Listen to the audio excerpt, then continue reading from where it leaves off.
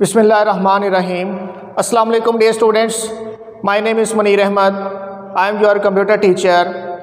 Today we discuss the topic create a graphical hyperlink. इससे previous lecture में हमने hyperlink को डिस्कस किया था। सबसे पहले हम देख लेते हैं कि हाइपरलिंक होता क्या है। हाइपरलिंक हम कोई टेक्स्ट कोई आइकन यूज़ करते हैं जिस पर क्लिक करते हुए हम एक दूसरे वेब पेज पर जा सकते हैं। इसी तरह फिर हमने उसके बाद एंकर पढ़ा कि एंकर क्या होता है। एंकर में हमने पढ़ा कि एक ही पेज के एक हिस्से से दूसरे हिस्से तक मूव करने के लिए हम एंकर को यूज़ करते हैं। जिस तरह अगर हम पेज के टॉप पर हैं तो हम वहाँ पर गो टू एंड लिख सकते हैं और गो टू एंड पर क्लिक करते हुए हम पेज के आखिर में जा सकते हैं। इसी तरह अगर हम पेज के आखिर में हैं तो वहाँ गो टू टॉप लिखते हुए उस पर क्लिक करते हुए हम पेज के टॉप पर जा सकते हैं। और हमने पढ़ा दोनों के लिए जो टैग था हमारा वो ए टैग हम यूज़ करते हैं दोनों के लिए। तो आज का जो हमारा टॉपिक है वो क्रिएट अ ग्राफिकल हाइपरलिंक है। ग्राफिकल हाइपरलिंक के अंदर हमारे पास कोई इमेज होती है, इमेज भी हम लगा सकते हैं जिसके ऊपर हम क्लिक करते हुए किसी दूसरे वेब पेज के ऊपर जा सकते हैं। पेज नंबर 110 पर देखें कि create a graphical hyperlink. Graphical hyperlink को कैसे क्रिएट करते हैं। कहता है you can also use an image as a hyperlink. आप एक इमेज को भी हाइपरलिंक के तौर पर इस्तेमाल कर सकते हैं by using the image tag. ठीक है, आपको पता है कि इमेज जब हम यूज़ करते हैं तो उसके लिए हम जो टैग यूज़ करते हैं वो IMG हम यूज़ करते हैं इमेज के लिए। उसके बाद नेक्स्ट है कि उसके बाद हम टैग लिखते हैं, इमेज टैग को हम यूज़ करते हैं। यूज़ हम किसके अंदर करते हैं, वैसे ही ए का टैग आ जाएगा और फिर यहाँ पर हमारे पास इमेज का URL आ जाएगा और यहाँ पर हम ए टैग को क्या कर देंगे, क्लोज कर देंगे।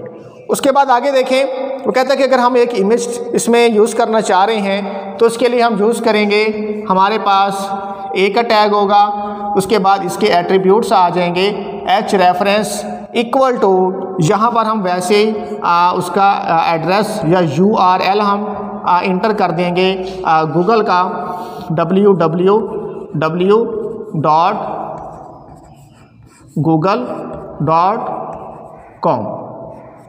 ठीक है, और उसके बाद हम क्या करेंगे, ये हमने एक जो हमारे पास हाइपरलिंक का टैग था वो यूज़ किया एच रेफरेंस, और ये हमारे पास एक वेबसाइट का नाम आ गया या उसका हमारे पास क्या है URL है वेबसाइट का। HTTP क्या होता है, हाइपर टेक्स्ट ट्रांसपोर्ट प्रोटोकॉल होता है। www का आपको पता है कि वर्ल्ड वाइड वेब होता है, गूगल एक वेबसाइट है। ठीक है, उसके बाद नेक्स्ट देखें कि वो कहता है कि हम इसे यूज़ कर सकते हैं IMG। इमेज का टैग हम यूज़ करेंगे। इमेज के लिए हम क्या लिखते होते हैं, उसका सोर्स लिखते होते हैं SRC।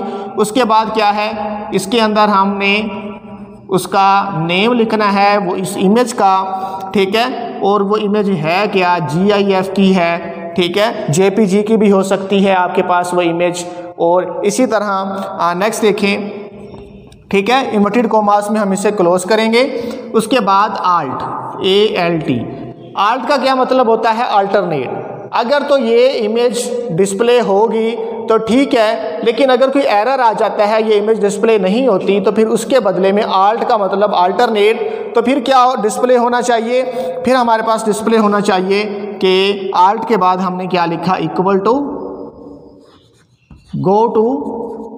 ठीक है, गो टू के बाद हम यहाँ पर लिख लेते हैं Google, go to Google.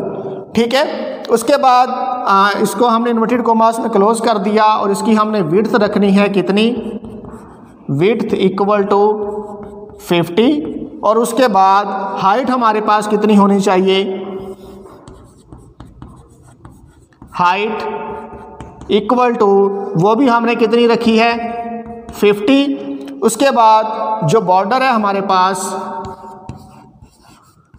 Border हमारे पास कौन कौन सा होना चाहिए, 1।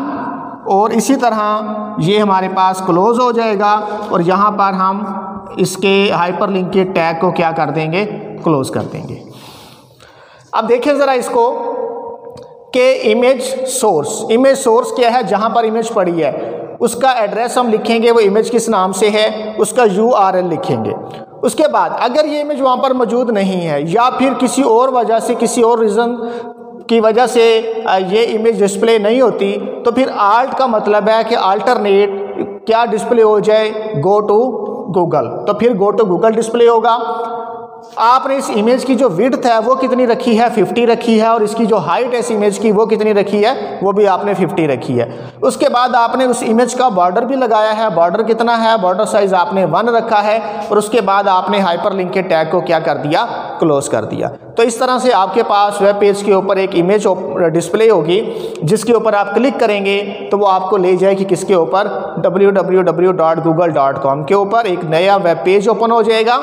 और इसी तरह उस इमेज की जो विड्थ है और हाइट है और उसका हमने बॉर्डर भी लगाया है वो हमने यहाँ पर स्पेसिफाई कर दिया है।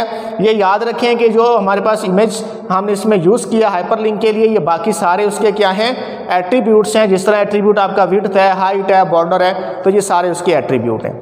आज का जो लेक्चर था हमारा वो यहीं तक था। आज के लेक्चर के हवाले से अगर आपको कोई क्वेश्चन क्लियर नहीं हुआ तो आप मुझसे कॉन्टैक्ट कर सकते हैं। Thank you.